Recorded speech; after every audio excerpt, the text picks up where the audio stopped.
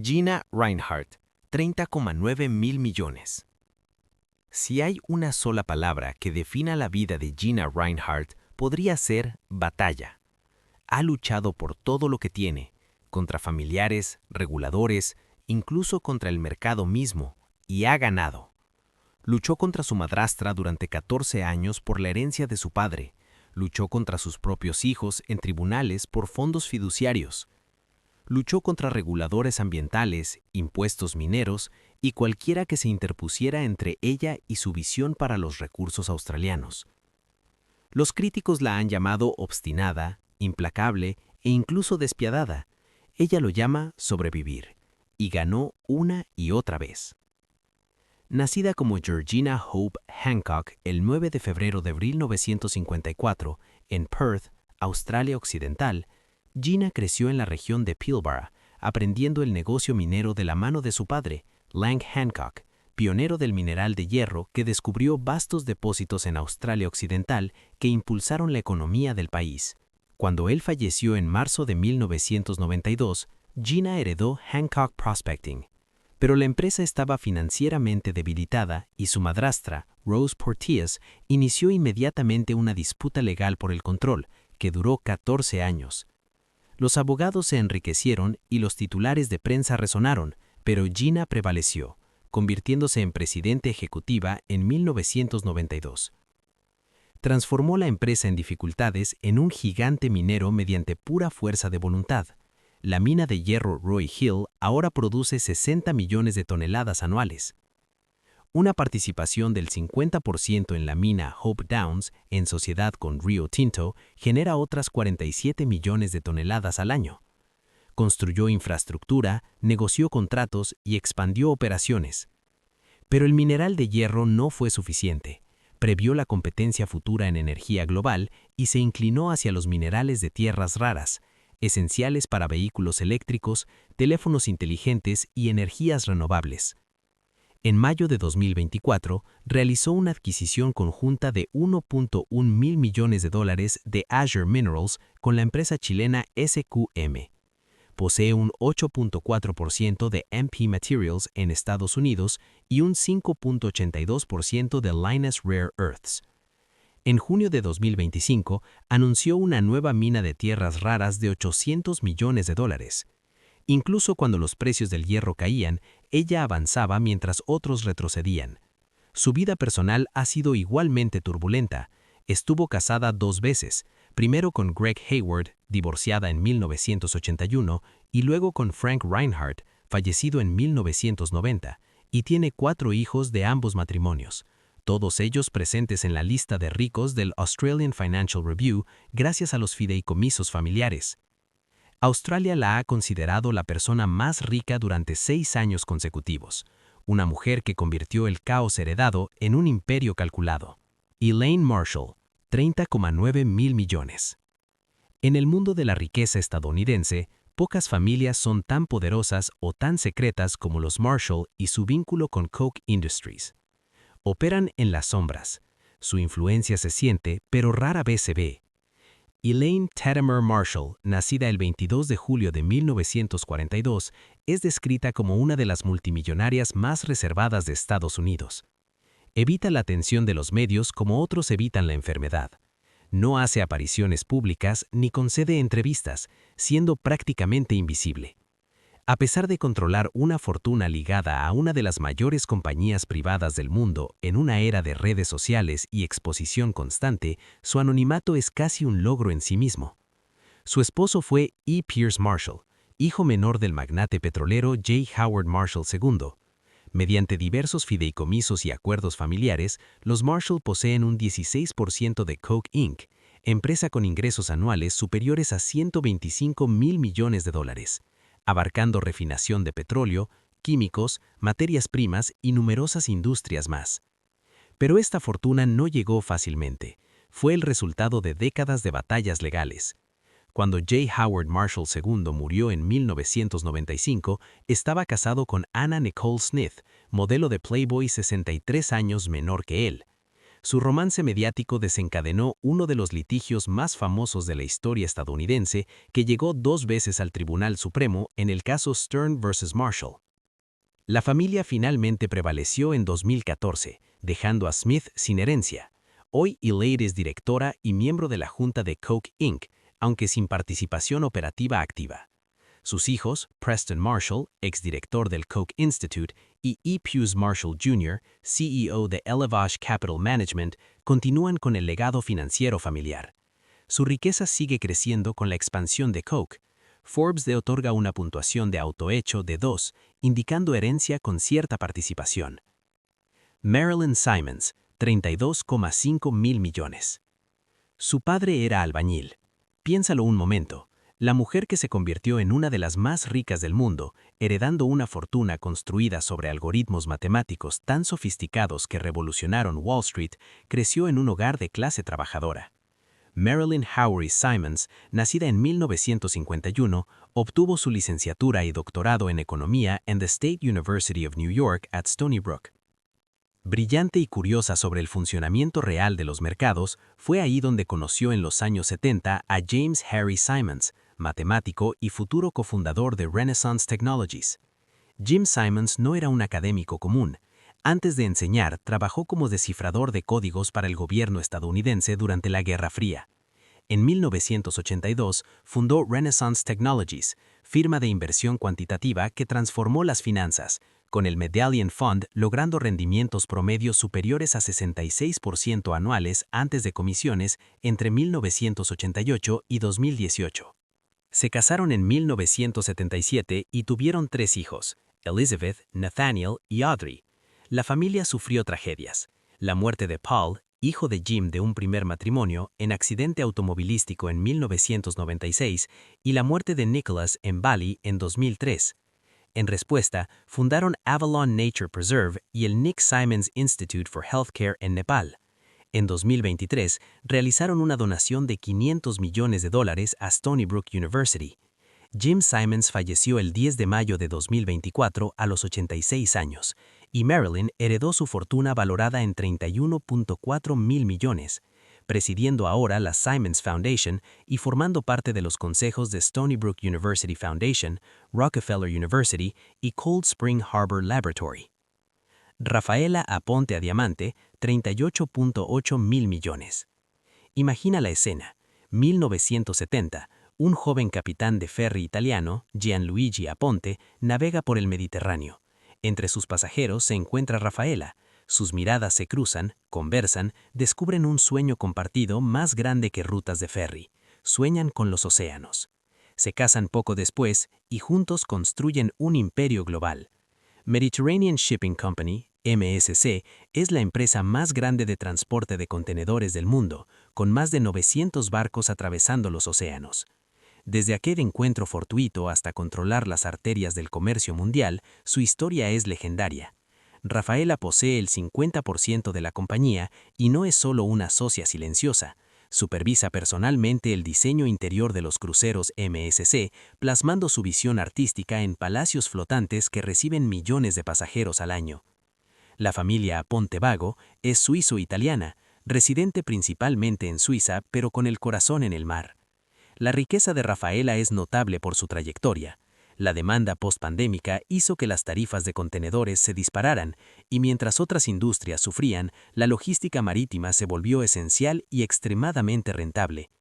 Forbes la reconoce como multimillonaria autohecha, destacando su papel en cofundar y construir la compañía desde cero, tomando decisiones estratégicas de comercio global cuando otros no veían la visión. 3 pequeñas tiendas en Wisconsin con una visión que se extendía a todo el país.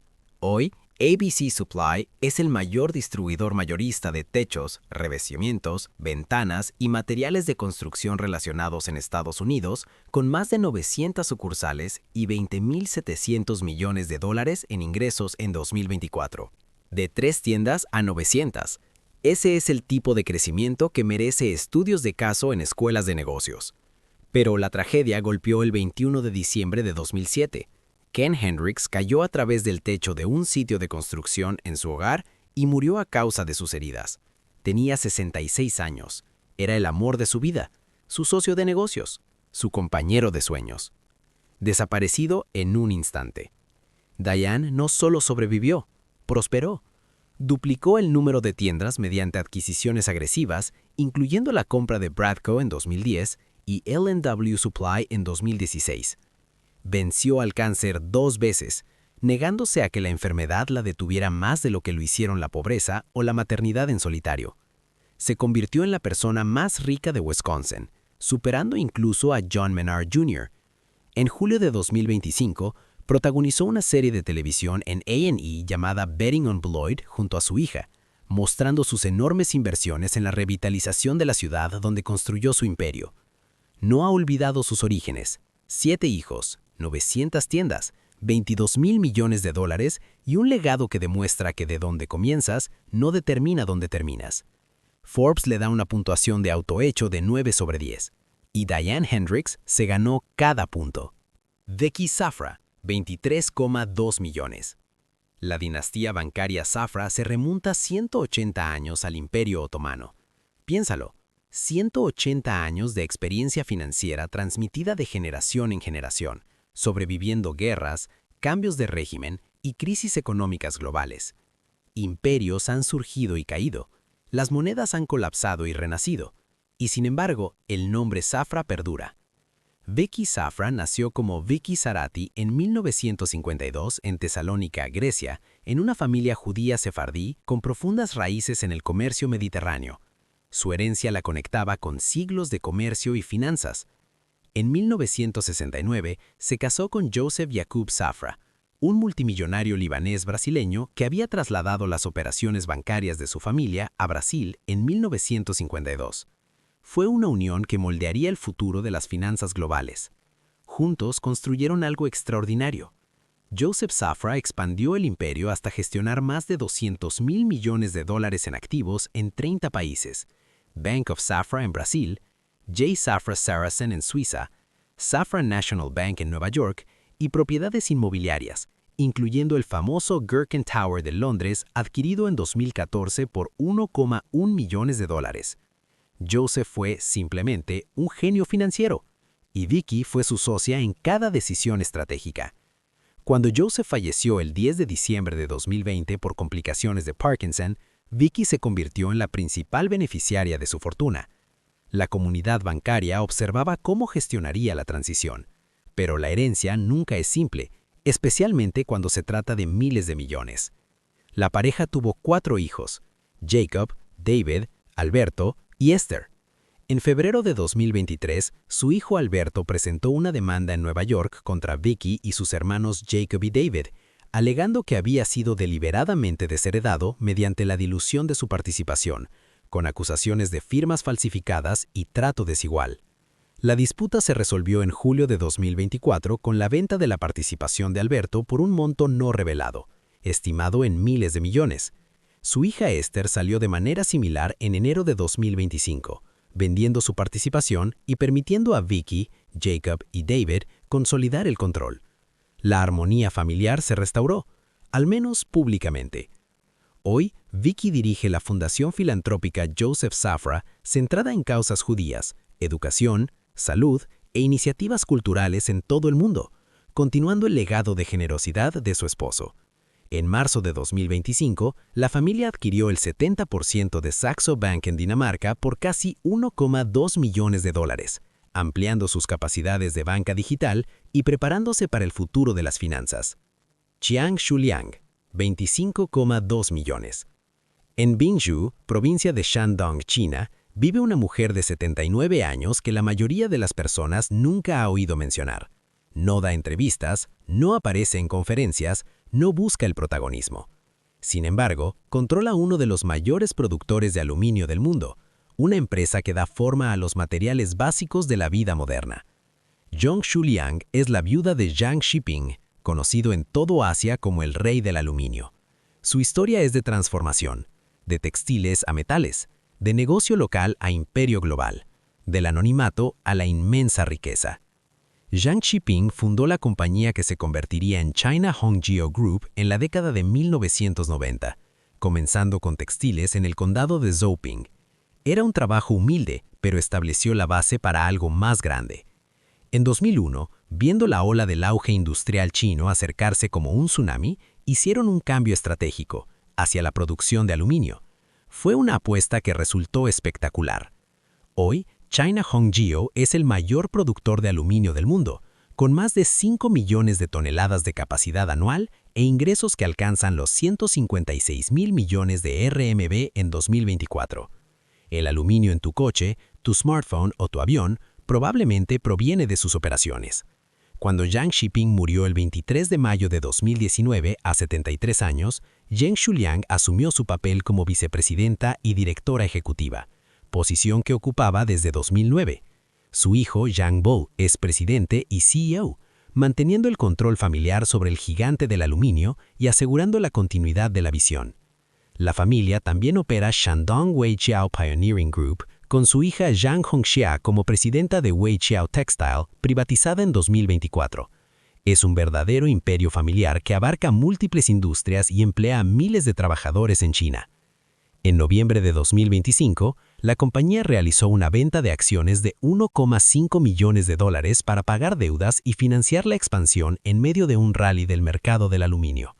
La fortuna de Zhang ha sido volátil, fluctuando con los precios del aluminio y las regulaciones ambientales, pero a diciembre de 2026 se estima que alcanza aproximadamente $32.000 millones, convirtiéndola en una de las personas más ricas de China. Mantiene una presencia pública casi fantasmal, rara vez aparece en medios o realiza declaraciones, pero su influencia en los mercados globales de aluminio es indudable. Linda Steenhagen Grath, 25,9 millones. La cuenca Permian en el oeste de Texas es una de las regiones petroleras más productivas del planeta.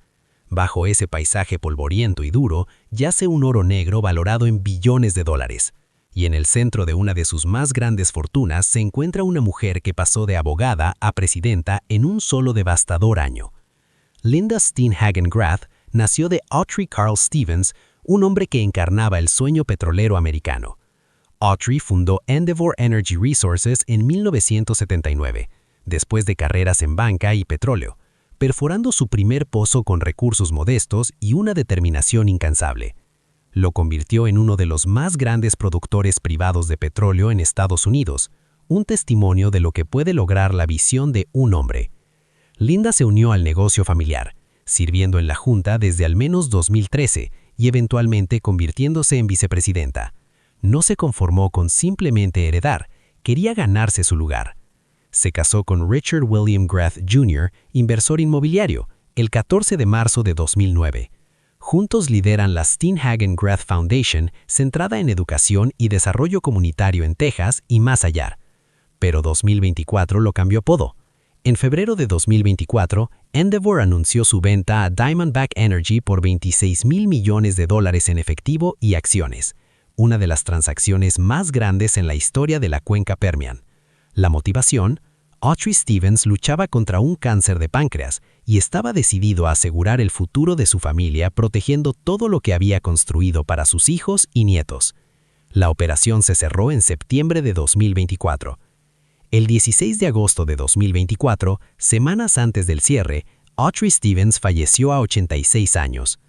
Linda heredó un 36% en Diamondback Energy y asumió el rol de presidenta de la Junta de Administradores, ocupando los zapatos de su padre con dolor y determinación. En noviembre de 2025, realizó una importante donación de nombre a la Escuela de Ingeniería Cockrell de la Universidad de Texas en Austin, el Autry C. Stevens Engineering Building, en honor al legado de su padre y su creencia en la educación. Forbes le da una puntuación de autohecho de 3, indicando herencia con contribuciones personales a través de su participación activa en las operaciones.